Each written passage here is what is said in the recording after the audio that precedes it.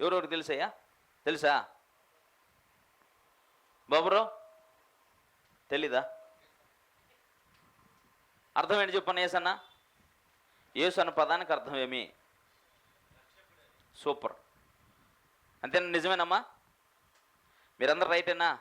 యేసు అన్న మాటకు అర్థం రక్షకుడు. ఇప్పుడు చెప్పుకున్నారు, కొరుకులు చెవులు కొరుకున్నారు మీరు. క్రీస్తు అనే పదానికి అర్థం ఏమి?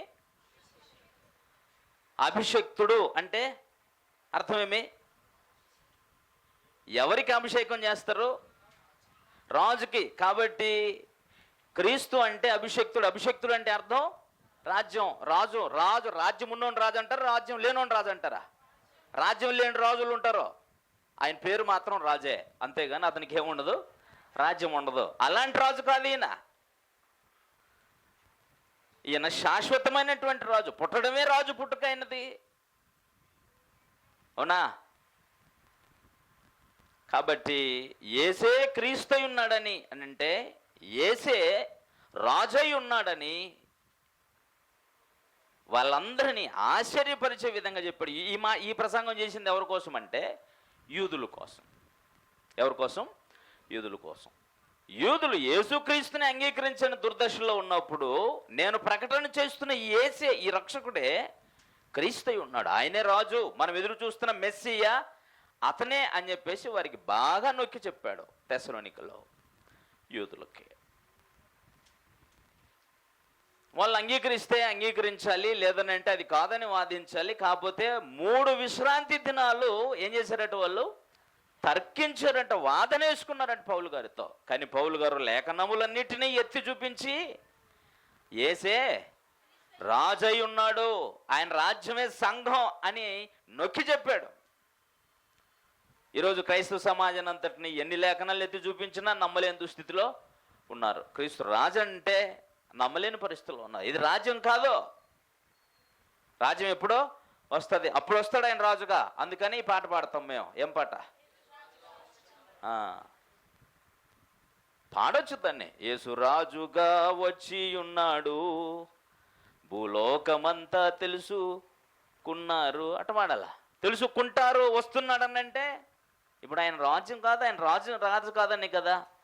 ఇలాంటి పరిస్థితుల్లో ఆనాటి యూదులు ఉన్నట్టు కానీ ఈరోజు క్రైస్తవులని అనబడుతున్న వాళ్ళకి క్రీస్తుని రాజుగా అంగీకరించలేని దుస్థితిలో. అందుకోసం పెద్ద తర్కమే జరిగిందట. కూడుకున్న ప్రతిసారి, ప్రసంగించిన ప్రతిసారి కూడా వాదన, తర్కం అక్కడ. అయితే ఈ పౌలు గారు వారినే దృష్టిలో పెట్టుకోడు కదా. పౌలు గారు ఎలాంటోడు అంటే చెప్పిన కానీ చెబుతాడు, వినకపోతే మీ స్వామి జాపండి వదిలేస్తాడు అంతే. 13వ అధ్యాయంలో అలాగే చెప్పాడు ఆయన యూదులకి.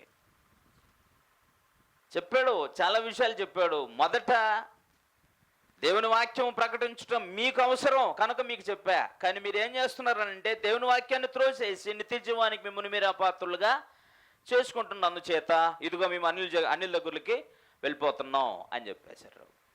అనిల్ దగ్గరికి వెళ్ళిపోతారు. కాబట్టి వీళ్ళు ఎంత వాదించినా మారలేనప్పుడు వీళ్ళను కూడా కలిపి ఇప్పుడు ఏం చేస్తున్నారంటే పౌలు గారు గ్రీసు దేశస్తులకు కూడా వాక్యము చెప్పారు. అన్యులు, గ్రీసు దేశస్తులు అంటే అలెగ్జాండ్రియా యొక్క దేశం, మాసిదోనియా అంటారు అతన్ని. అతని పుట్టిన దేశం అది. కాబట్టి అలెగ్జాండ్రో కనుక ఇటు అలెగ్జాండరు ఉన్నటువంటి ఆ ప్రాంతంలో ఉన్నటువంటి గ్రీసు దేశస్తులందరూ చాలామంది రక్షణ సువార్తను విన్నారు. విని చక్కగా దేవుని యొక్క వాక్యాన్ని స్వీకరించి ప్రభు అయిన క్రీస్తునందు విశ్వాసం ఉంచి దేవుని యందు విశ్వసిస్తున్నారు.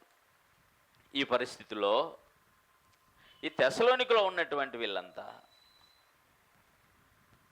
వాళ్ళు యూదుల్లో కూడా ఉన్నారు. యేసు ప్రభు వారిని రాజుగా అంగీకరించి విశ్వసించిన వాళ్ళు ఉన్నారు.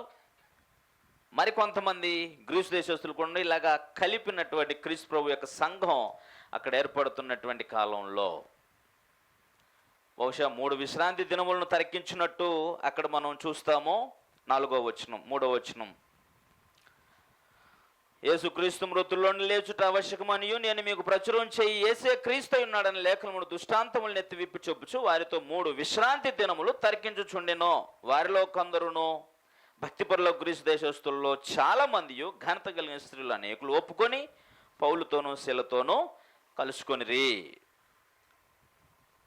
దీని అర్థము పౌలు గారు తెస్సలోనికలో 3 వారాలు మాత్రమే వాక్యం ప్రకటించాడని భావించవచ్చు.